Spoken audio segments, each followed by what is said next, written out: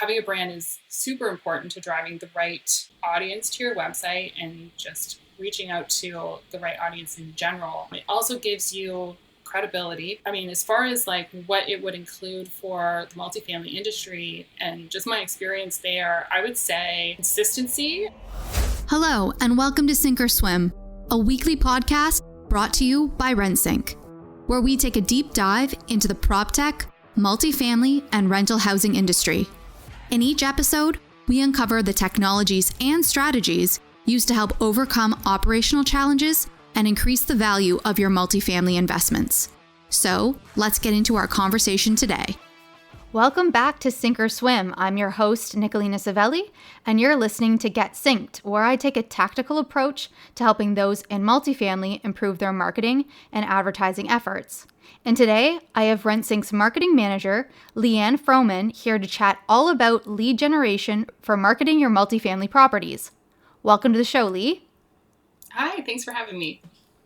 Now, before we get into the conversation, which is a great continuation from my conversation with Mike Wolbar a few weeks ago, do you mind expanding on that introduction for me to give listeners a better idea of your experience working with Rentsync and in the multifamily industry?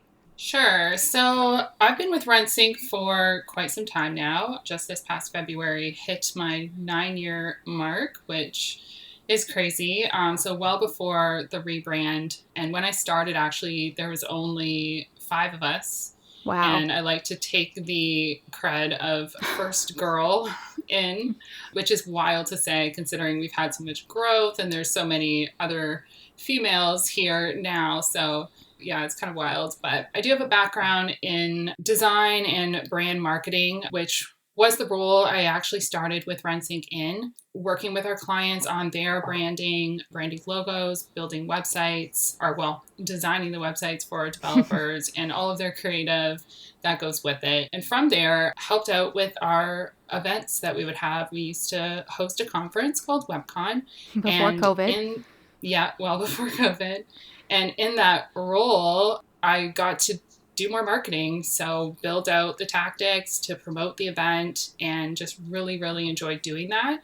And noticed there was kind of a absence in an actual internal marketing team at the time, and just eventually started kind of transferring into more of a marketing role, which is basically where I'm sitting now as marketing manager.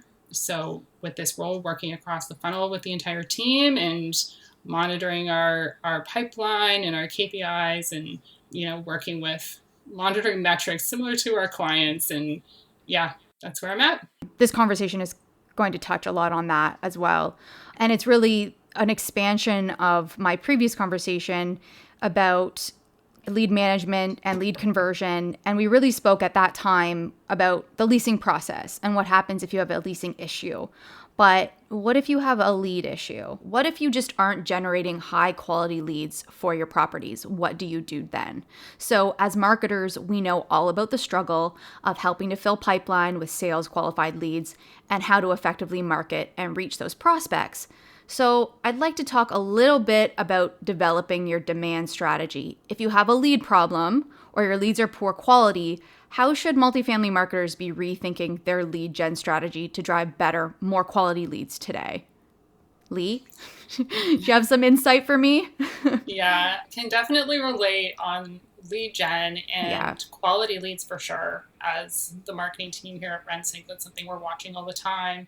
And so I can speak to it from our perspective and what we would look at and just how I would want to go about it. And I would want to start with initially just seeing what my benchmarks are so I can experiment off that. So wanting to look at my pipeline, see what ratios are currently at. So one could potentially be like lead to tour, for example, see how that is currently performing and then building off of that. So is your messaging matching what their needs are, and are you targeting your messaging to them specifically? And then just experimenting off of that metric, trying different things and seeing if it's making it improve or not.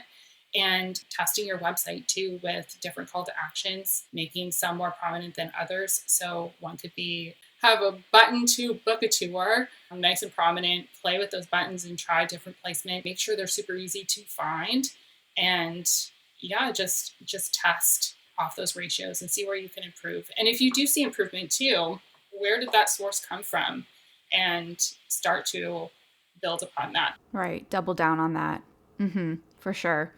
So now we know you started your career as a designer. So I'd like to talk to you a bit about brand and how important brand is to generating quality leads today. You kind of mentioned it about the whole, are you targeting your audience correctly and your positioning? So what do you think a great multifamily brand should look like in order to really reach those high quality prospects? Having a brand is super important to driving the right audience to your website and just reaching out to the right audience in general. It also gives you credibility. I mean, as far as like what it would include for the multifamily industry and just my experience there, I would say consistency. I mean, not even for our industry, but in general, consistency is like my biggest thing when it comes to brand and positioning. Your messaging on your ads and your messaging on your website should just match. There should be no confusion when you hit an ad and hit a landing page or a property page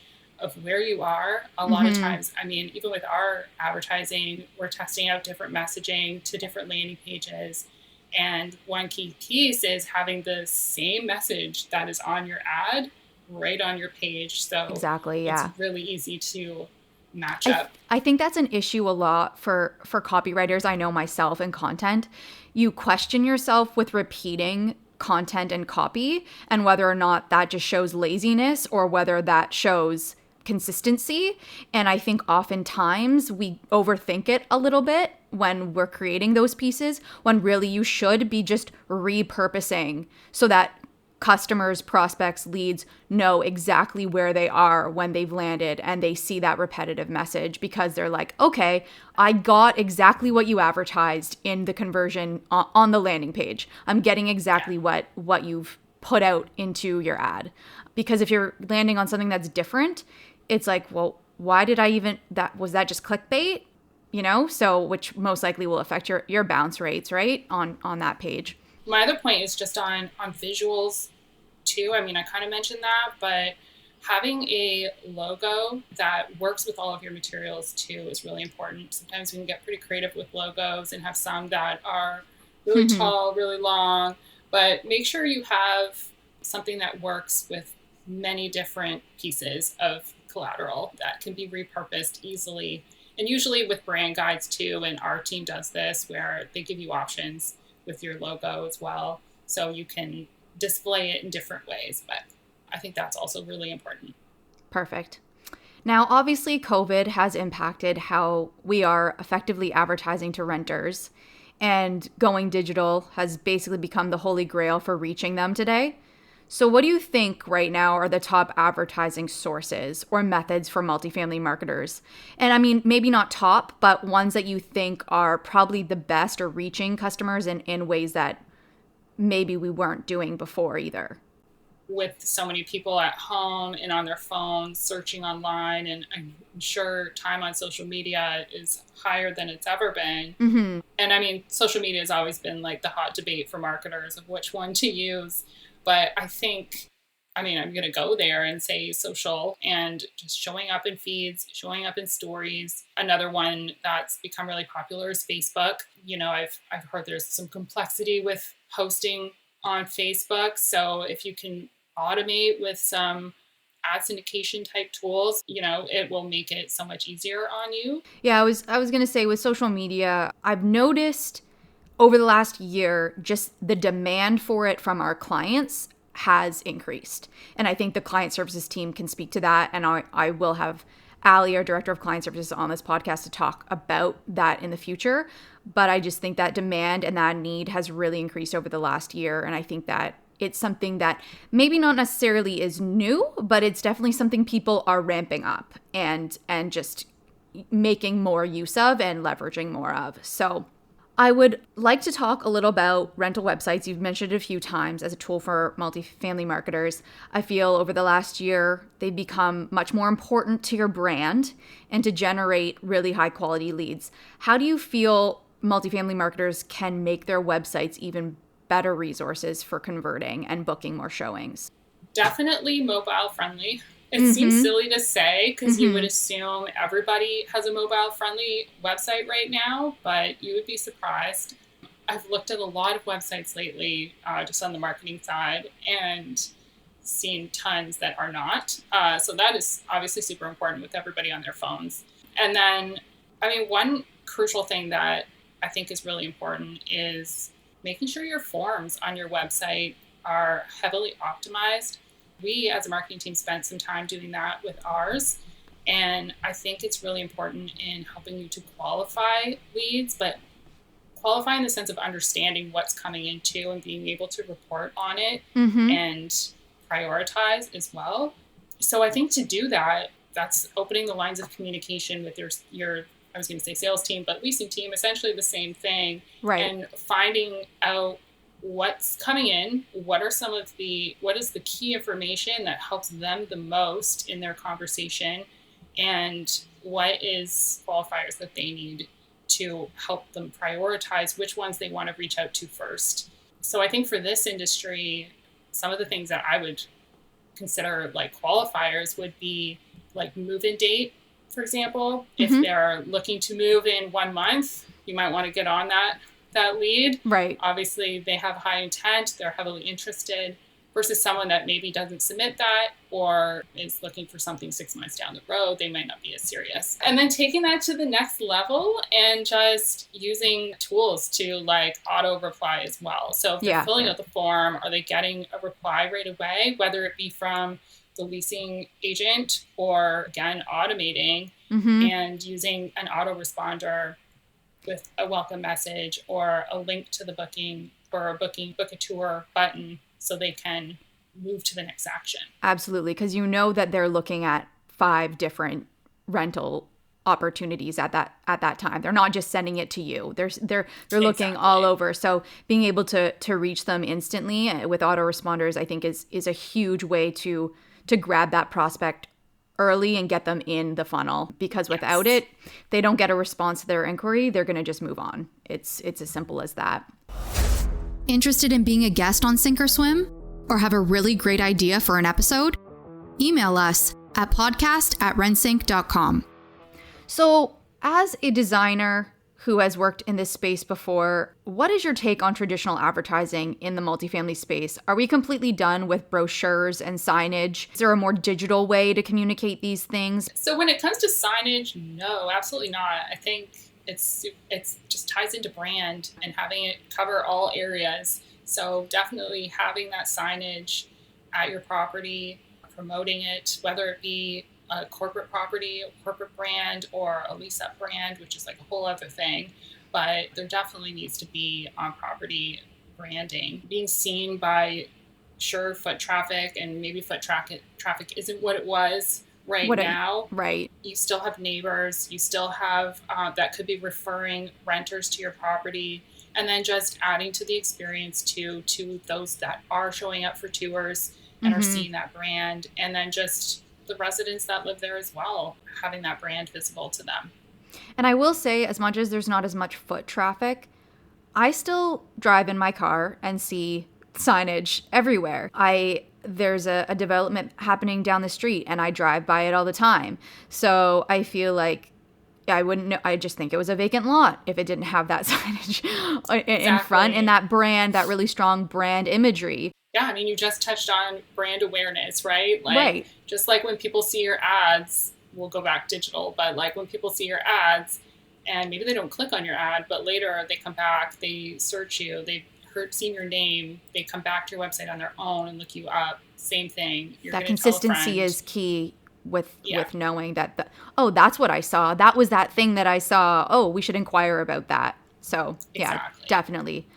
Now, have you seen, maybe this is a quick answer because we kind of already touched on it, but have you seen multifamily marketers leverage anything new that you feel didn't exist much before or at all before COVID that you feel is really moving the needle? I know that virtual tours are like the hot topic. Yeah. So is there anything more you think that they're doing right now that you really didn't see in the past 9 years that you were working for multifamily clients? So I'm gonna piggyback off of virtual tours a little bit That's all and right. just say that one thing I have seen is providing options for tours and just catering to everyone's comfort level right now, since everyone's on a different mindset with this whole Right. thing. Right. So offering self-guided tours versus in person, meaning like you can go to the property, walk through with a tablet or something like that, or a tool that kind of speaks to the different amenities as you go through, and you're just kind of solo on your own, or obviously with the agent. And then if you're straight up not wanting to go, having the option to just sit on your couch and call in and have a agent walk through the property on like a Zoom call or something. That's not something I've seen before. It's definitely Yeah, it's been more of a linear process before. Book a tour, go in, see it, and now they're having exactly. to accommodate and create more options for people, which I think is important during this time and probably will continue moving forward as well, just to be able to accommodate as many potential prospects as possible. Yeah, and I honestly think everyone's comfort level, it's going to take a while before we're all on the same page again. And I think just in general, too, it just adds beyond comfort level, just different conveniences for different people. Exactly. Yeah, and not Yeah, everyone can get to your property. A lot of people when they're searching out of province or out of country, international students, they can't come in to book a tour. So they do need other options, and being able to yeah, quickly and easily have those options is super important. yeah. So I don't think we could have a conversation around lead generation without talking about incentives. So, what is your position on incentives in multifamily, and how effective do you think they are in the grand scheme of attracting renters, quality renters? I definitely see them everywhere. We see them all over. So I feel, unfortunately, you're kind of losing out if you don't have one right now. If you were up against a competitor, you want to make sure you're in the game. If I were to think about our team and if we were to put incentives out, what incentive would work best for a specific channel or a specific property, obviously, but maybe looking at what are the biggest obstacles for a specific property that maybe slows down the leasing process, that renters tend to get stuck on, and is something that maybe a competitor nearby has an edge on you for, that you can provide this incentive and it gives you that edge back and just helps your leasing team to have something to work with to help them convert. I think that's where I would go, or how I would go about it. And then test that out on different properties, different channels, and experiment with different promotions. Another thing too, I'm just thinking about our tools, and something that we just released is ad layouts. And I think just as a marketer, we're always testing out placement of promotions. Sure. Do we want this promotion placed at the top of the page, mid-level? So, playing with, when I talk about experimenting, playing with placement on your ads too, and testing out what works. Right. And I know we talked about this before, but incentives like, for parking, like that might be a big thing in some of the urban areas right now that are struggling to find renters, and vacancy rates are getting more prevalent, and being able to give them free parking or a parking spot or something along those lines would be a huge attractive feature right now, rather than having to circle the block for 15 minutes before you find your parking spot to get into your unit. So, Absolutely. yeah. Now, I'm almost at the end of my tough questions. So let's talk a little bit about measuring lead quality. Say you're doing everything we just spoke about to generate high quality leads. How should marketers be measuring this? What are some leading indicators that you think you're sending leasing agents quality and not just quantity? I mean, going back on the first, like what I said earlier about lead to tour, I think that's a huge, huge indicator. If you're seeing those conversion rates go up, more leads are becoming actual tours coming into your property, I think that's definitely going to give you some insight into performance. And then taking that to the next stage and looking at, I mean, we call it velocity here, but your average days to lease. So with all of your efforts, are you seeing an improvement in time? Are you seeing that lead come in, the tour booked, and the lease signed in a shorter time frame?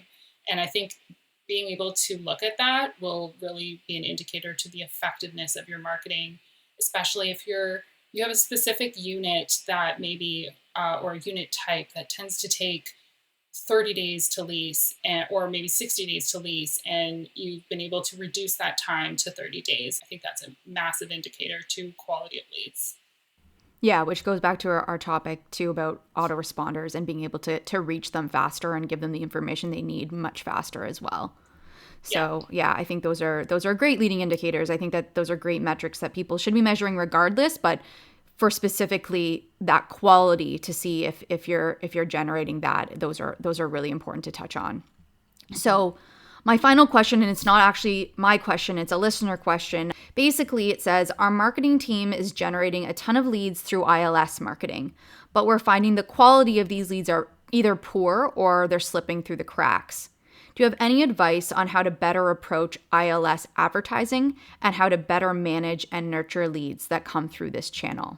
So I feel like I keep saying this, but I'm going to go back to it and say automation is going to be a huge helper here. One thing to look at, I would say, would be, as far as managing leads, would be ad syndication tools.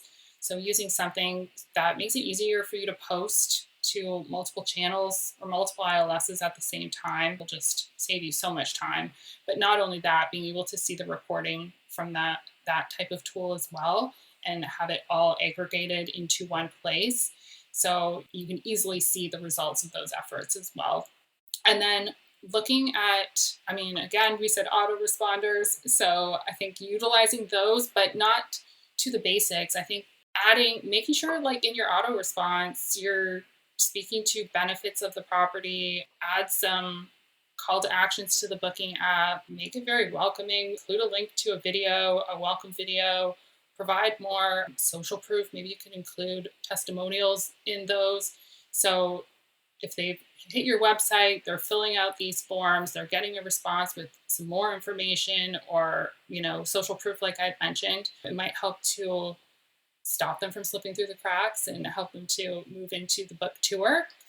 And then I also think too, I don't think it stops the form fill. I think you can take it to the next stage and continue to market to these prospects while they're in the leasing stage, putting them into maybe a drip campaign and sending them more information about the property or the type of community they would be in if they were to live there.